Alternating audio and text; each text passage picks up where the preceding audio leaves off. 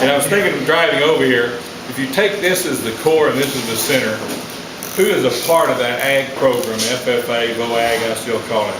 If you go a couple of counties around here and you go all the way to Joe Winkle, and you got Gerald E. Gray, N.K. Quarles over at E.T., look at the heart of FFA in the ag program is right here in East Texas in the area. So Buck Hughes, you could just go down the list. All the people in this room, you had Richard Benson, Richard Watson, and on. This is the heart of the greatest leadership training program in the history of mankind, I believe, and I said that.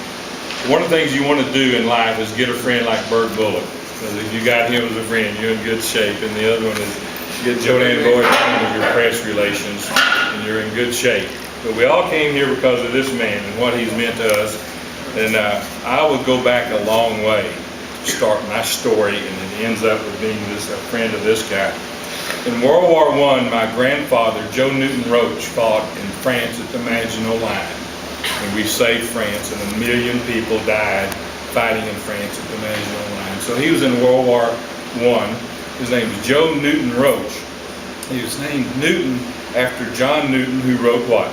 Amazing Grace. That was the song that he was named after that. And each generation has kept Newton in the name.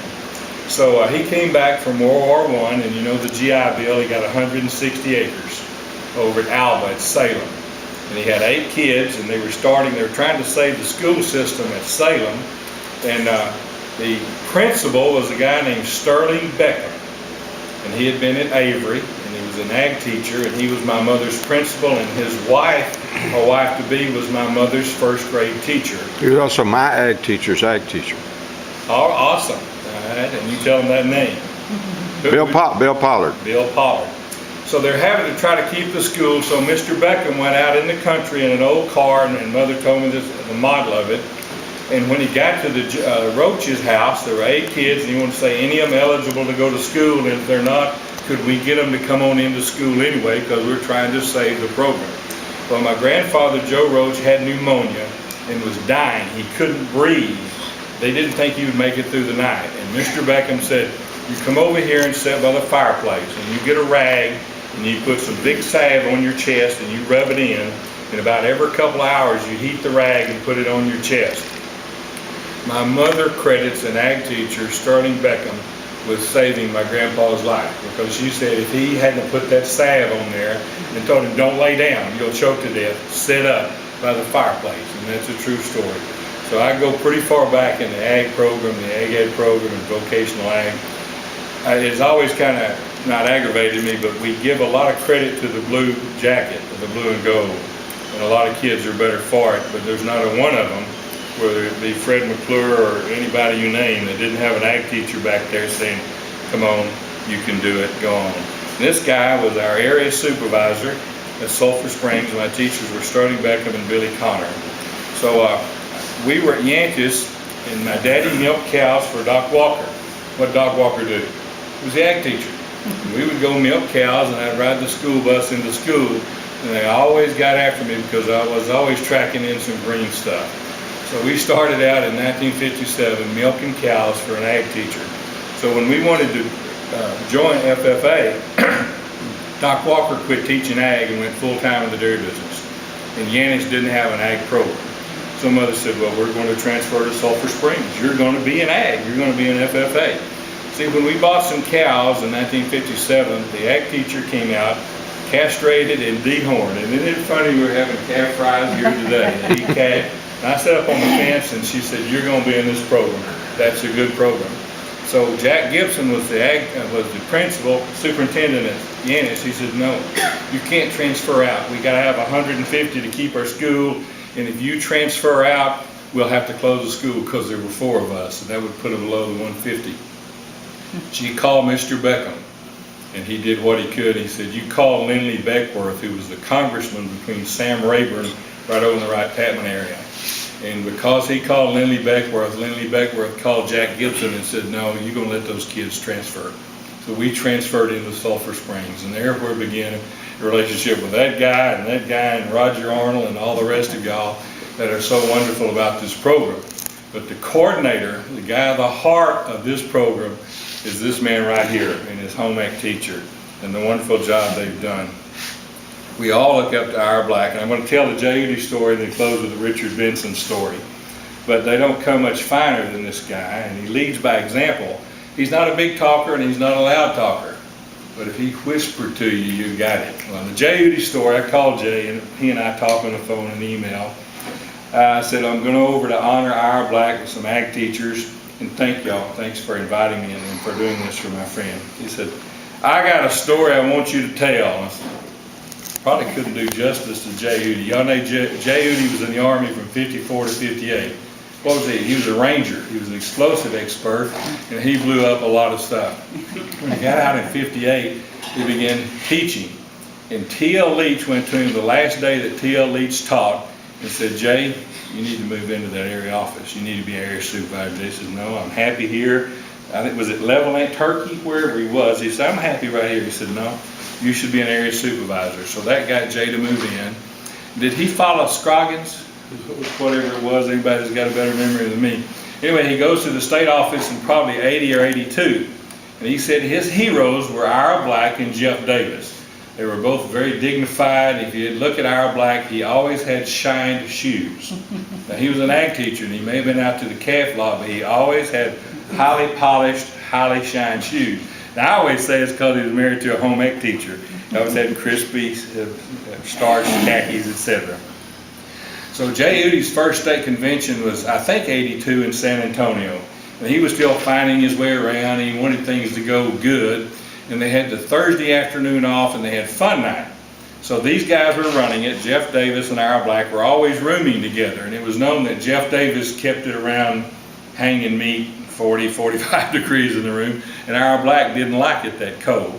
But they got along and they roomed together. So on this particular day, Jay's first state convention, he said, look, we got fun night tonight, and we'll be here till midnight counting votes. You guys go up to the room and get some rest, because that's hard on us, and we started at 7 o'clock breakfast. It was the National Farm Life breakfast on Thursday mornings, as a matter of fact. So they go to the room, and it was time to start the night session. And Jeff Davis and Ira Black didn't show up. So J. Udy went to the room and knocked on the door, and they didn't come to the door. And he beat on the door, and finally Jeff Davis came in his boxer shorts and the wife beat her undershirt and said, yeah. They said, it's time to go to the night session. We got to go over there and get started. Where's Ira? He said, well, he's still asleep too. So I went over there and shook him and said, Ira, wake up. It's time to go to the session. Mr. Black put back the covers. He had on his shoes, his socks, his pants, his belt, his shirt, and his tie. And he whipped his legs over the side of the bed. He stood up, slipped on his jacket, and he said, let's go. I'm ready.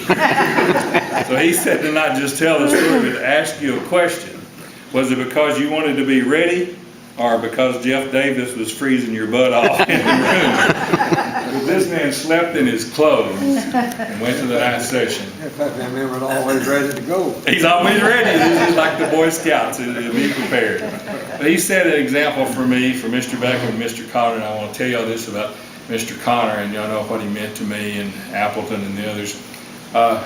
Ben Baisden formed the Texas Ag Products, and he and Clement Montgomery promoted Texas agriculture under Reagan Brown and John C. White at the Texas Department of Agriculture. Ben Baisden went over Monday to Mr. Connor's house, and there were 4 cars there, and it was hospice, and they'd taken him off all medication and gave him a morphine pump or whatever. So Mr. Connor's not doing good and probably will be going into hospice sometime later this week, so keep him in your prayers. Anyway, the story that meant the most to me, you never know who's going to say something that will stick. You know, you remember a quote or something somebody said in the 2nd grade. This came from an old boy, Richard Benson, said it all and said it best. And we fought very hard when Ross Perot was trying to dismantle the program, because he didn't understand, he didn't know, and he had a massive ego. But they were shutting down the area offices, and we were doing something to honor Mr. Black. And Richard Benson said it this way. He said Area 6 lost less than the rest of the areas when they shut down the offices. I'll repeat that. Area 6 lost less than the rest of the areas when they shut down the area officers. Why is that, Richard? He said, because each and every one of us, every man and every woman, got up every day and worked just as hard as if Ira Black were still there. Although he had gone and retired, they kept trying just like he were still there and having him. Now that's the influence when you don't even have to go to work. The teachers still respect and respond. And he said, we want to act just like Ira Black is going to come by today and check on our shop. Last story, and I know I've talked too long, but I warned you. I have a farm in Ennis, and I drive a green 77 Ford pickup 460. It used to belong to Mr. Howell's daddy. It has a few whiskey dits in it, but I bought it from Gregory, and we still have a 77 Ford 3/4 ton that was driven by you. So there's a lot of history here, and we're all here because we love this man, we love what he's done and who he is, and he's made us all a better person. And I would invite y'all, because Mr. Bullock said we could have it to what, 10 o'clock, whatever we need tonight, however long we need. Y'all like to share some stories or some memories of this gentleman, please do so. But thank you for coming. Thank you for your hospitality. Any remarks? Your teachers are the one that got the credit. I got the credit for what the good job y'all did. It is good. So you should be thanking yourselves.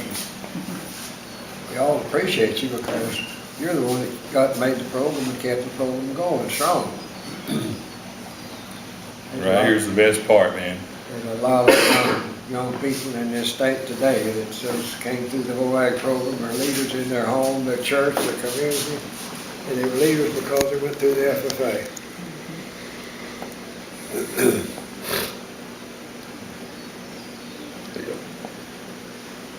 We're going to have a creed speaking contest. Who'd like to be first, Maxton? I will got the first 2 words. I want to say something about Marcus Hill. Some of you men my age and older, Maxton, you probably remember this. We were in the Dallas Convention Center. John Connolly was governor. Y'all remember when he was governor? What year was that? What year? 62 through 68. He was been Secretary of the Navy under John Kennedy. He'd been a lawyer with D. Kelly for the Bassett for Sid Richardson. And he went up there and he came back and he was elected in 62. Well, you were president. 67. Marcus was presiding. He was about 18, 19 years old. 100 pounds ago. Yes. John Connolly was probably a world-known person. He was a tremendous speaker, and he looked like a Texan. He always had a big hat and cowboy boots on, and he was always at the right place at the right time. And that night, he was invited to speak at the Texas FFA convention. How many do you remember that? Pete, do you remember that? Well, he got up and Marcus introduced him, and John Connolly teased Marcus a little bit.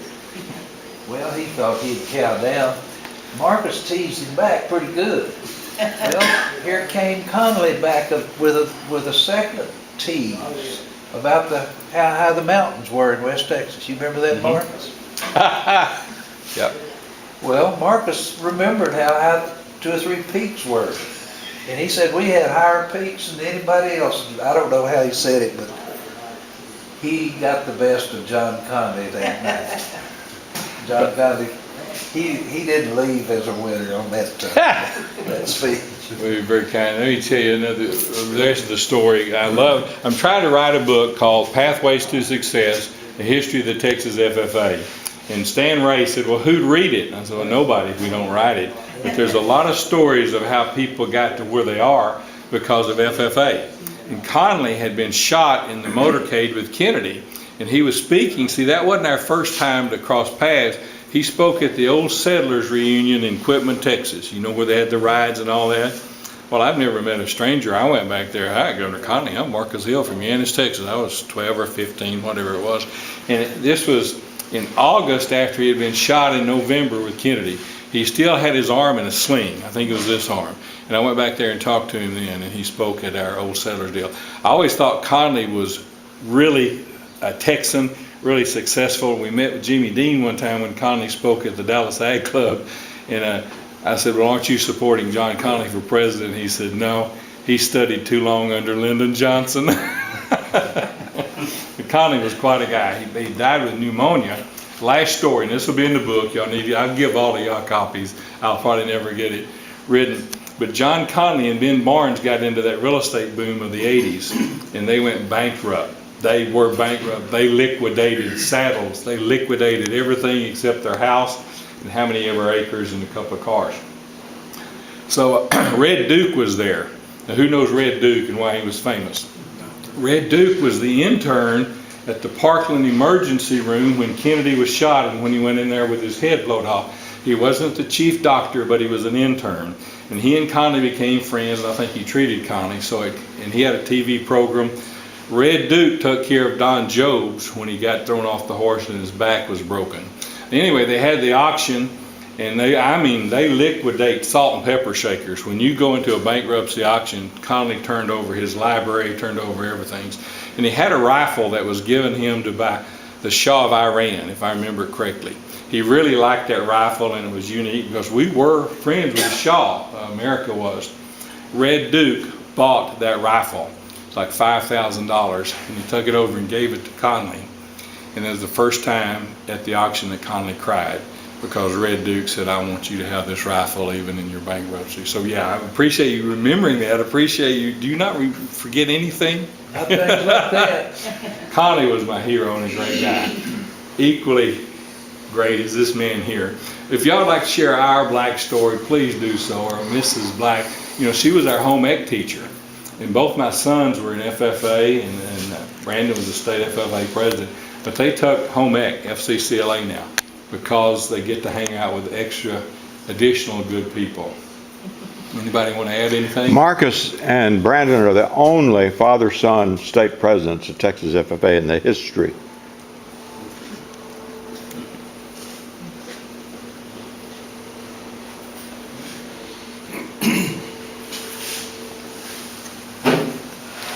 Anybody got a thought? How many of you went under Buck Hughes over at ET?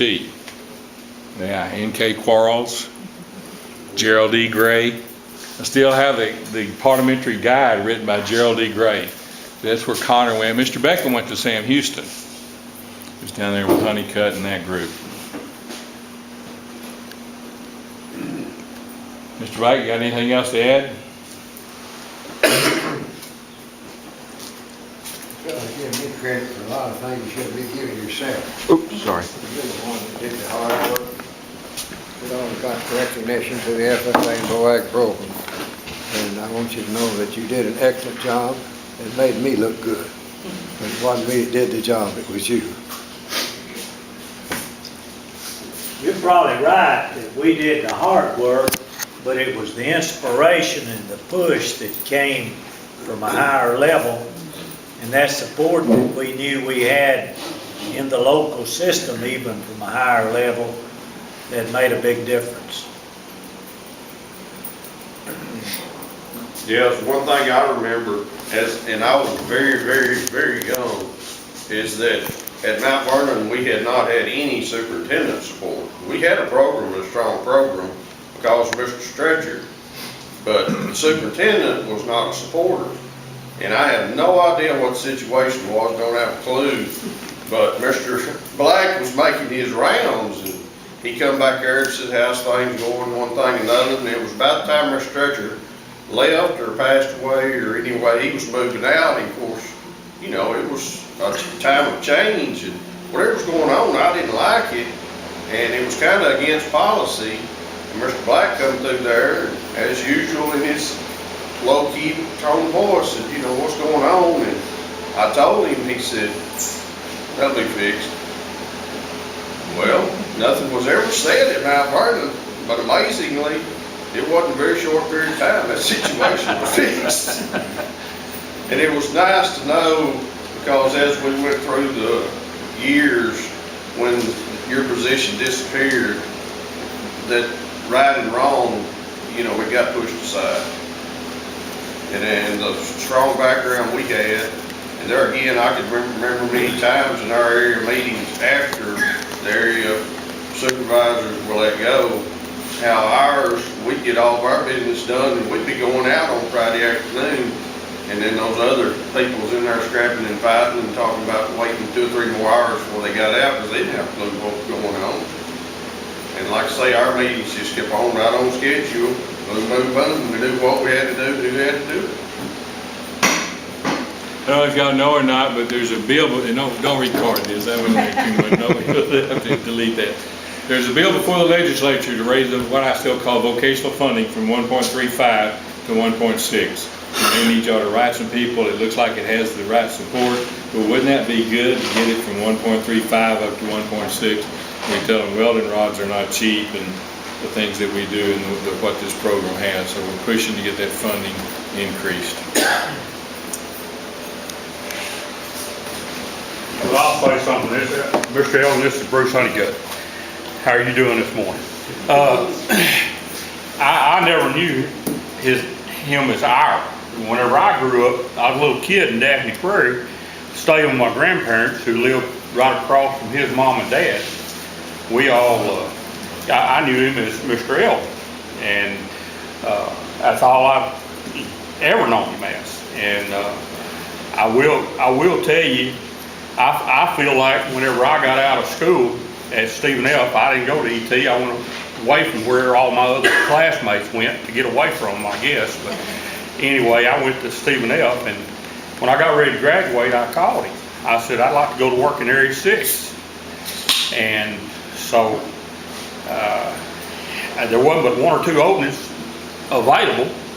And he said, well, there's going to be an opening down at Wascom, Texas. And he said, the old boy down there is Jimmy Cox. Y'all probably know Jimmy. He said, go down there and tell him I sent you down there. So I go in, and believe it or not, when you walk into something like that, you're scared to death on the first interview. And Jimmy was real curious as to how I knew Mr. Allen, or Mr. Ira Black. And I said, well, Mr. Allen is one of our neighbors. And I said, I've known him ever since I've been knee-high to jackrabbit, you know. And I said, if it hadn't been for Charles Stretcher, I wouldn't even been an ag major.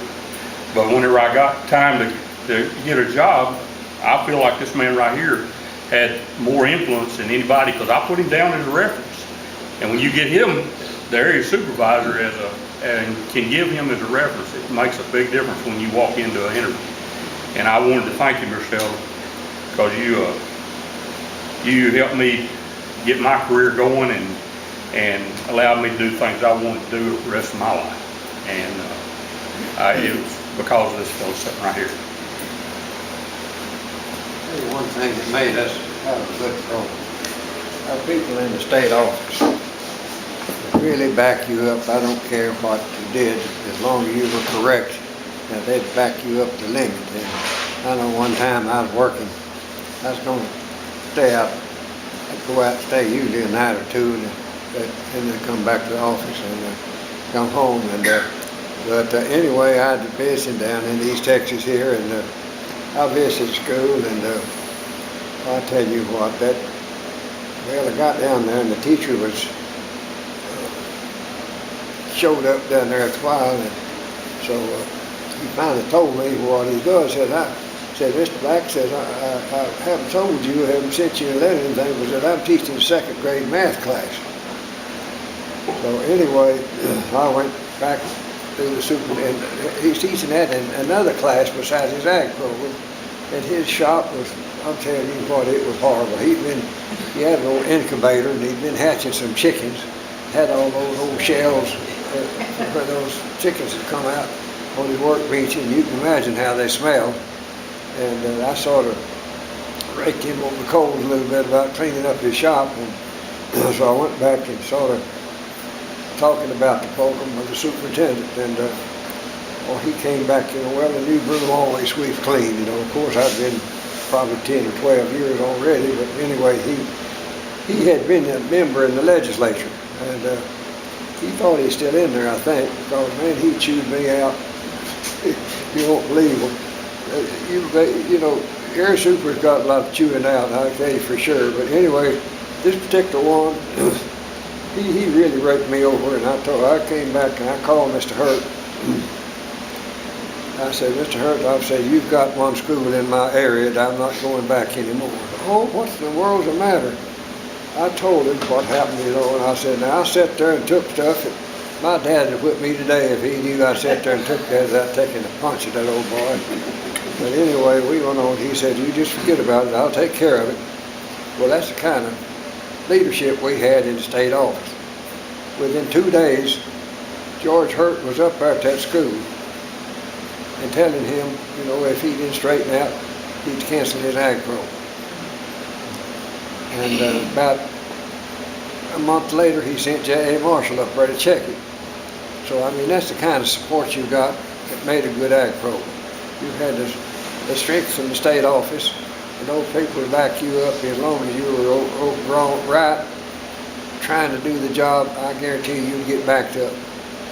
And J.A. Marshall and George Hurt, both of them, just if you had a problem, all you had to know, let them know. And well, anyway, after I visited that superintendent, he chewed me out, so I told Mr. Hurt when I got back, well, I was going to stay out on the school visitation for a week, but I went back.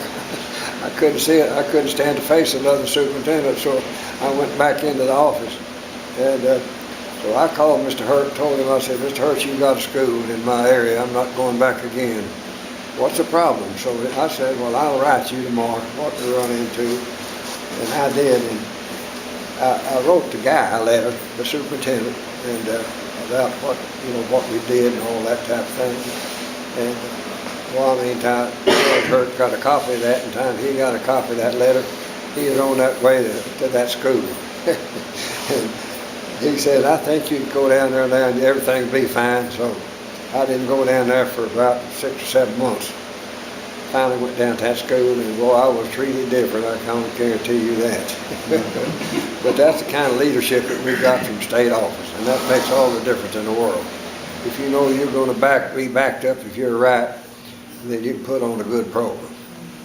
And the 2 teachers did a tremendous job, and people like me got the credit for stuff that you should have the credit yourself. You're the one that did the program and did the job, and I appreciate it very much.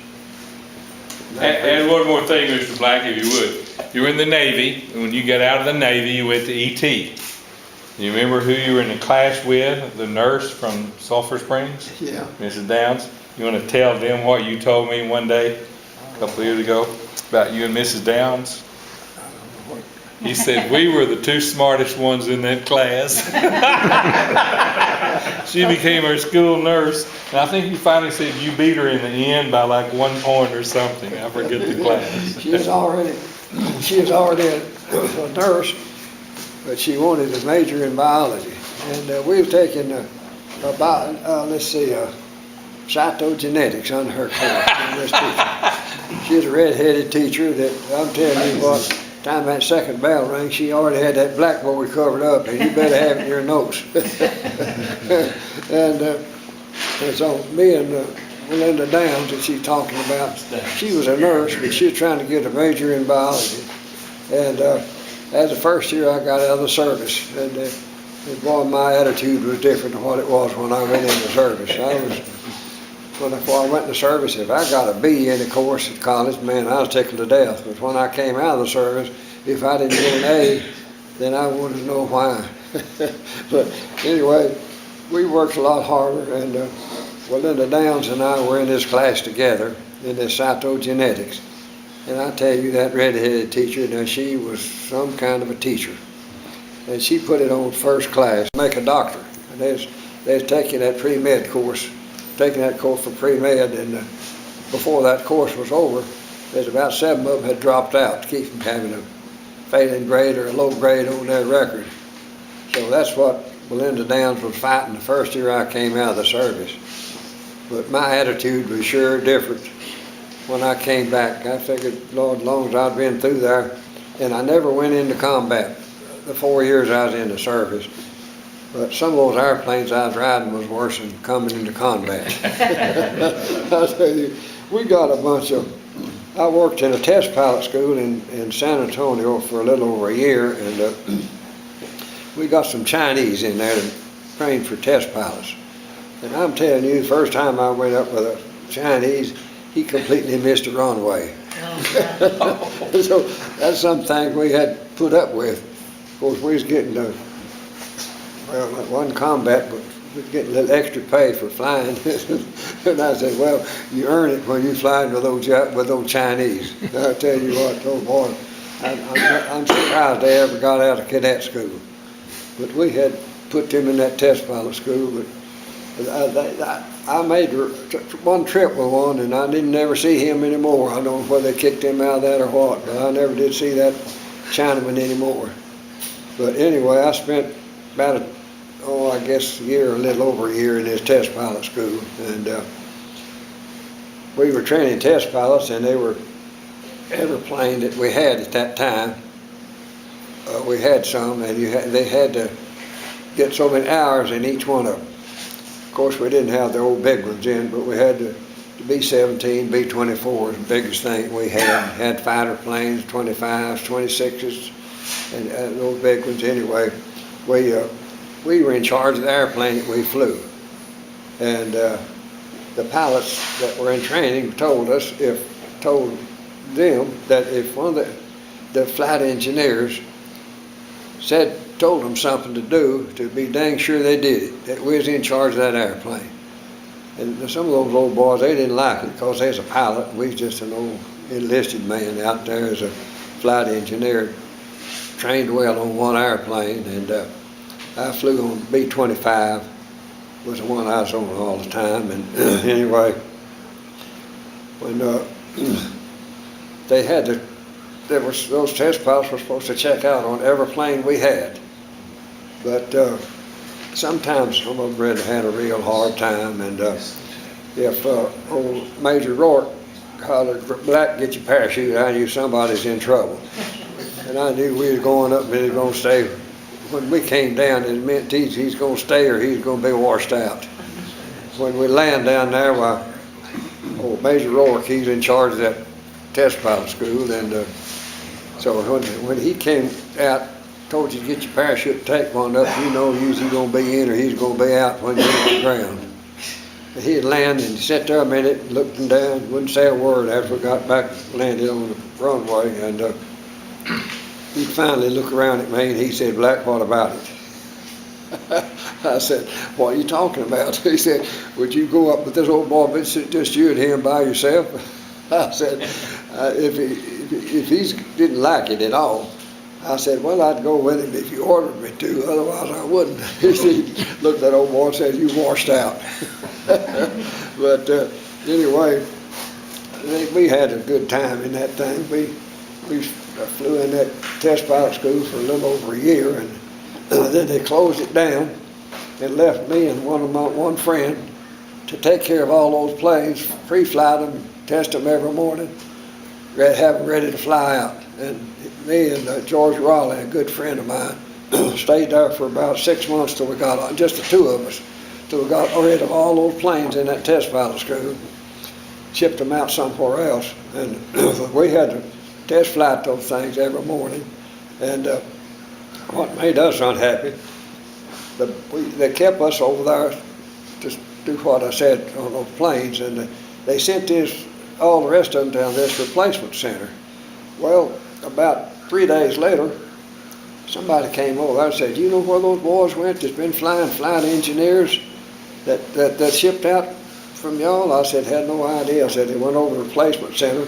Said they sent everyone to Love Field in Dallas. Boy, that made me and George really unhappy. Because we kept us take care of those planes, because I guess they thought we might know a little bit more about all of them than most of them, so they kept the two of us. And we missed a chance out of going to Love Field in Dallas. Anyway, take a minute and tell us, you obviously had a great love affair with Mrs. Black, and y'all were just a perfect couple. Would you take a minute and tell us how you met Al Ray? What? Tell us how you met Mrs. Black. What about it? How did y'all meet? Did you meet her at college or grew up together? How did you meet your wife? How long? Now, how did you meet her? Where did y'all meet? Oh, well. Because you were flirting with that nurse at 18. We were in Commerce at the same time. took the same classes, but we didn't know each other. You know, wasn't too many students in commerce then. But anyway, I was teaching in Omaha and had a wonderful superintendent, and his brother got killed, and they had a grocery store in Mount Pleasant, so he resigned and went to Mount Pleasant, and they moved an old boy in that I'd had some experience with before, and they moved him in as superintendent, so I knew I couldn't get along with him. And so instead of, they didn't have, the secretary of the board was a pharmacist there, and I was teaching in Omaha, and this secretary of the board was a prescriptionist, and he wanted his son to be a what you call it? Pharmacist. And anyway, we had no course in science in Omaha, not a course of any kind, not even general science. So anyway, this superintendent, he wasn't much of a leader. Instead of him coming to me and asking me to teach a science course, if he'd have done like a leader should have, he'd have come and asked me to teach a course, and I'd said, sure will. But anyway, on Friday afternoon, he had every school board member but one to come up to the school and meet me, and I was fixing to go home on Friday afternoon, and so they cornered me over there and said, you've got, no, I didn't say you got, said, we don't have a science course in this school, and we want you to start a science class. The secretary of the board was a pharmacist, and his boy wanted to go in pharmacy school to university, and they wouldn't let him in because he hadn't had any science in high school. So they was going to have me teach science, and I just told them, I said, I'm not trained to teach science, I'm trained to teach vocational ag. I said, well, you've got a bunch of science on your transcript, and nobody else in the school has. And you're the one certified really to teach science. And said, we want you to teach science. Well, they put the pressure on me, and I said, I'll start a class Monday morning. So as soon as I got out of that meeting with them, I took off. There's another superintendent been trying to hire me. So I called him, asked him if I could come have a meeting with him. So I met him on Sunday morning, and he hired me, and I went to work over there for them then. And it just, you know, you run into all kinds of situations. You think the teachers, well, I know what all you teachers have run into situations that was good and some were bad. And you had some good superintendents, you had some bad ones. But anyway, we had a good program, and I'm crediting the ag teachers for it. So they stood up regardless. And I know I had knocked heads with some superintendents, and thank goodness George Hurt and J.E. Marshall backed me up if I was right. And so anyway, they'd support you anything you wanted to do. I know they started having me to do a lot of school accreditation work. And one year there I did 4 weeks of school accreditation work when I was supposed to be working my ag program. And I had 100 schools in my area. I was supposed to get into every one of them once a year. So anyway, Mr. Hurt just met with the commissioner, and he said, now listen, I was teaching handling vocational agriculture, and they got him running on school accreditation so dang much, and we're not going to have that. We'll give you 1 week a semester. So that really took the pressure off us on doing a lot of school accreditation work to check these schools for school accreditation. But anyway, Mr. Hurt, well, I don't know why, he'd back you up, and he had a lot of power in that Texas Education Agency. Just a lot of times, Dr. Edgar was commissioner of education there, and he'd call Mr. Hurt down and ask him a question that had nothing to do with the ag program. And Mr. Hurt would tell him, say, well, I don't know anything about that. I'm an ag man. He said, yeah, but says, I like your thinking. Says, you've got a solid head, and I like your thinking, and I want your opinion. I don't care if it was bus transportation, the front lunchroom, or what it was. He called Mr. Hurt down and want his opinion on some things that was taken in those programs. And whatever Mr. Hurt came up with, well, he usually make the changes too, because he had a lot of power in the agency. And that sure helped our ag program. So Mr. Hurt, of course, he took cancer and didn't live, but just a very short time.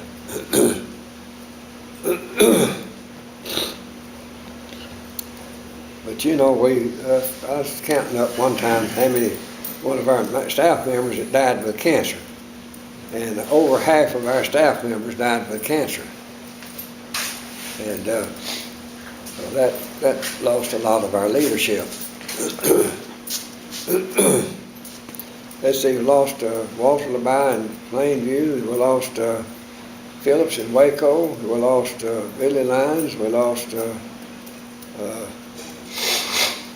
see, Jeff Davis died with cancer, lost him, and we lost, well, I can't remember now who was on the staff, but we lost several of them with cancer. And that knocked a hole in their leadership in the state. But you know, when you pick around to get a good teacher, he always made a good replacement. So I'm going to give you teachers the credit for carrying on a real good program, regardless. You wasn't area supervisors and state director, but you people are the ones that really put on a good ag program. We got the credit for it. And I appreciate every one of them. I think before we go much further, we need to give this gentleman right here a hand for organizing this thing, fixing the food for us. He didn't get any help from anybody else. He did it all himself. So let's be sure to tell Burke how much we appreciate what he's done. Could I say something? I just gotta, I'm one of these that's just gotta always have something to say. You know, we've got very few friends. If you really get down to it, and you go to thinking about who are my friends, well, ag teachers and former ag teachers are our friends.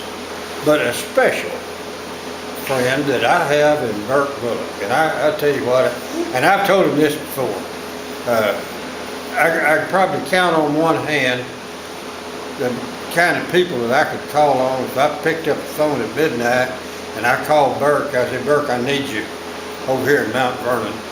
Burke would be there before, just as soon as he'd get his clothes on. I feel certain that's what had happened. I can't prove that. But I don't know how to say it, but I'll give you an example. I don't know whether y'all know it or not, but Burke is a Democrat. I mean, he's not just a Democrat, he is a yeller dog Democrat. And my phone's ringing. He's that strong for Obama. Yeah. But anyway, I forgive him for that. But my son was running for county judge over in Franklin County here a while back, and every time he'd get over here close to, you know, Franklin County runs into Winnsboro, people would go to saying something about Burke Bullock. He'd say, my daddy was an ag teacher, you know. Well, they'd say something about Burke Bullock. So I called Burke and I said, Burke, I know you're a Democrat, and my son's running as a Republican, the county judge over here in Franklin County. But could we use your name? He said, well, I don't remember how he answered it. First thing I know, he had an ad in the Winnsboro paper for my son. And I said, well, let me at least pay for that ad, Burke. He said, I don't want to hear another word about it. So that's the kind of guy I am. I mean, I could even be friends with a yeller dog Democrat. I just had to say that, Burke. But we appreciate what you've done. Let's change this subject. I didn't get us all here for this purpose. Let's get back to talking about Mr. Black. I would come to help you, and I know nearly everybody come help me. Pete Pearse gave him that big war spot. Yeah. Pete Pearse did something for me a long time ago when I was in trouble, and I haven't forgot it, Pete. I wasn't looking for a war spot. You didn't get one either. Y'all keep talking. I brought some public relations gifts for y'all. I think there's enough for everybody to have either a cap or a pair of gloves. We hope y'all wear these with pride. I've really been proud to work for the men and women of professional agriculture, ag teachers and county agents and others. So y'all take some of those. And Mr. Bullock, anytime you wanna have one of these, you just let me know. We'll all come back and enjoy your hospitality. And Mr. Black, When Mr. Black turns 100, we're gonna have another one. we'll be back here at 100. That's just for You 6 tell it. years. You hear that, Mr. Black? We're gonna be back here for your 100th birthday, right here. We got fries. Joe Dan will film it. I hope every one of those make it. I might say one thing about Mr. Black. It's a little known fact that Richard Lee shared with me a few years ago, that, Mr. Black grew up in Mount Vernon.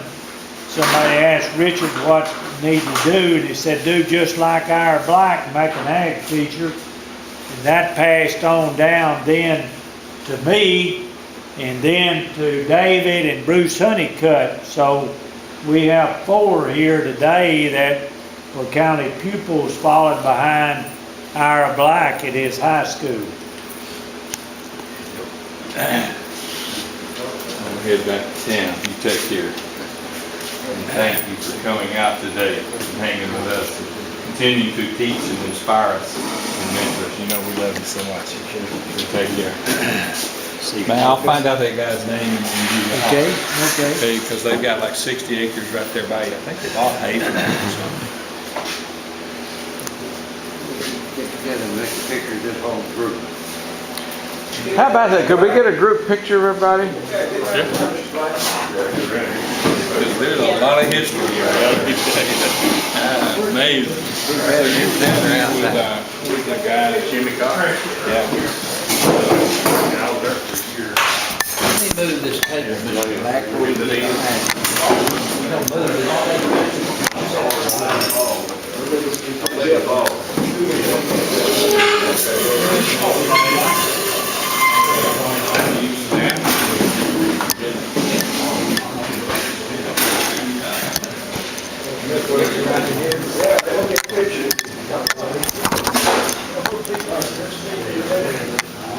Get up, move back a little.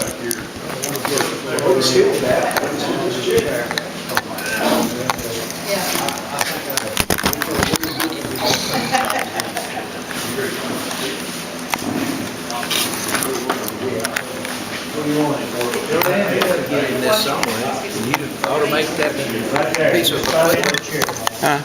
Are you able to automate it? Automate that? What's that? You put that thing on automate? I don't need it in it, Burke. I don't need it in it.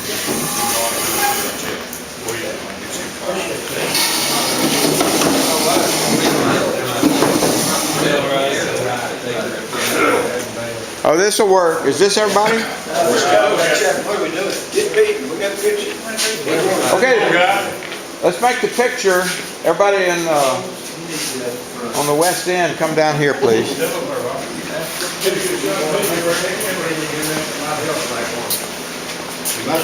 gonna set a couple more down. That's gonna be good. We're gonna put a couple more chairs, or do you want him to be the only one sitting? Well, we need a couple more sitting. All right, we're gonna put 2 chairs, one on either side of Mr. Black, to give us some balance. Just the ag teachers in this one, and then Jody and I will swap out and get in the picture with y'all. Now, y'all, come in there. Richard Lee, Bullock, you need to be in there. Oh, we need 2 people. 2 on the end, balance it out. Sit down, Richard Lee. You Richard, get in. You Richard, can do it, you can. All right, there, that'll work. All right. There we go. Okay, everybody put on your picture face. Hang on, we got one coming. Oh, Pete, hurry up. That hurry up, come and go. We got up and win. okay, over here on the Over here, other Pete. side, Pete. About 2 inches, yeah, 2 inches, so there, okay, now y'all get, move in close, a little bit closer. That's good. Okay. I'm just here to help him up. I can understand that. And you get in one down here. Now, what's this for? Oh, it may be in the bulletin, you don't know, it may be in the book.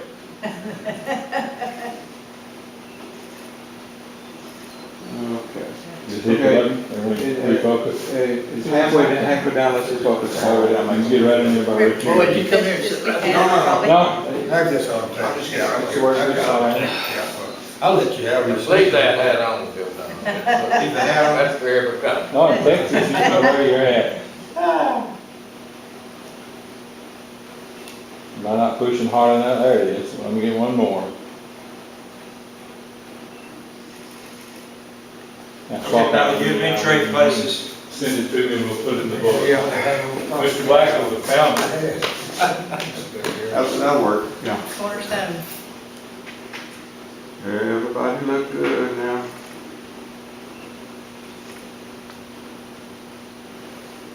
One from the high point here.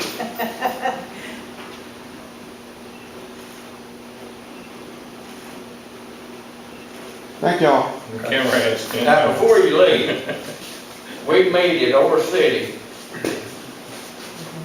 What day? Second Tuesday in October. Second Tuesday in October. And Joe, you and Marcus, if you can, be happy to have you. Who did not sign my book a while ago? Okay, if you did not sign the book, put your name and the place where you taught or still teach for me, so I get everybody's name on That's here. pretty easy, all three of us.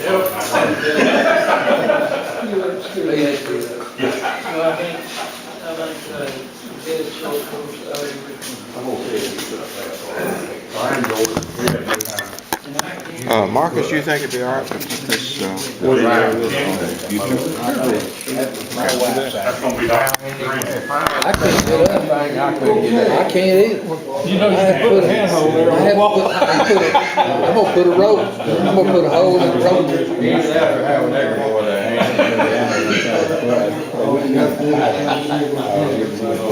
Oh, but. I'll see you in a second. If you need me, call. Miss having you in office, my friend. You decide to run again, you holler. Never again, I learned my lesson.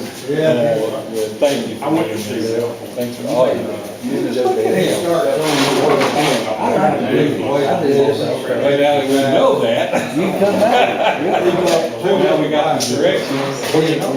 Boles will take care of it. We'll just go down and have Park Field and holler. Lakes down there. Does anybody else that not sign? Yeah, I feel like I'm waiting for it. I have everybody's name on here. I got yours. Anybody else did not sign that? I hadn't signed it. I want one of those authorities for it. Team. All right.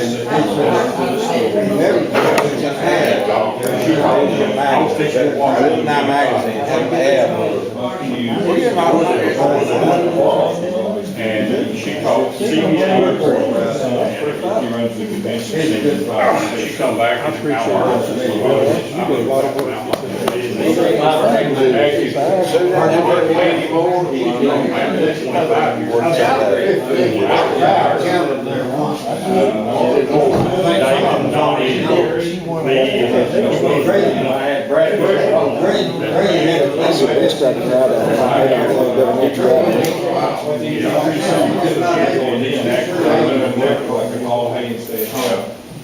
We're about the same age.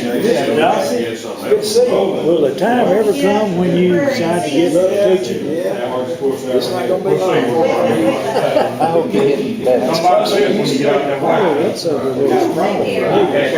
No, I've got a torn road now.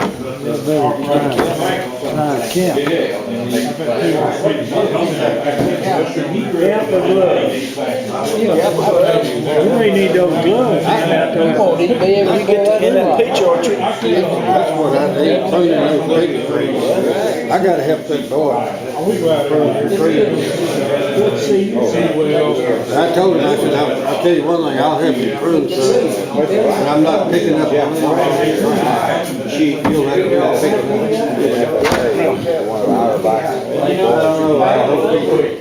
You said this is your grandson? Grandson-in-law, married to granddaughter. You can see shows of baby. You probably see better shows. Fit in, because she's spoiled brat. We should work on stuff in order to watch her. She was her mother talking, you know, and she went there a few days. It's an English teacher, right?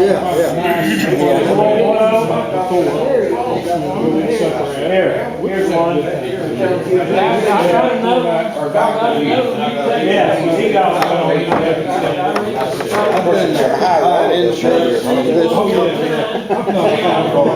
At least 55 years.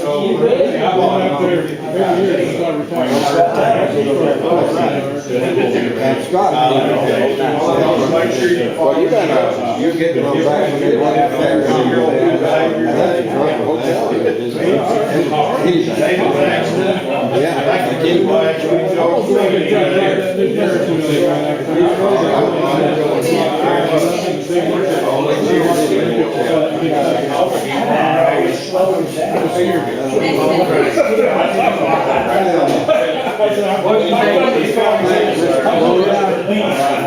Joe, I've got two open food bags.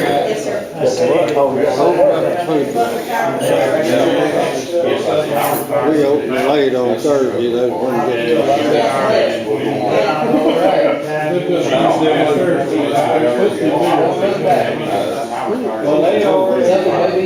where did London Bridge wind up? Didn't he wind up somewhere out there? Thank you, sir. He worked for Progressive Farm. I need to tell you how to take care of it. And some of these days when I get caught up on all my work, I'm gonna come back over here. Show me the 254, I think so. All right. Worked for Progressive Farm. I don't know a lot about there, but I'll be glad to. All right. Seneca, thank you a whole bunch.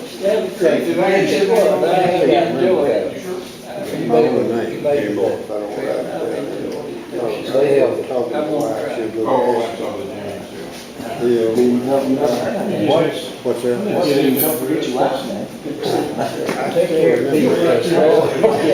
I'm serious. I mean, it's not anything joking. It's serious. Our walls is bad over. Mine too. I fixed that meat on it.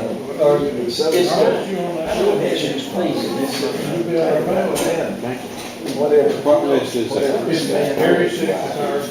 Oh, yeah, I'd love to be on that. Good to see you.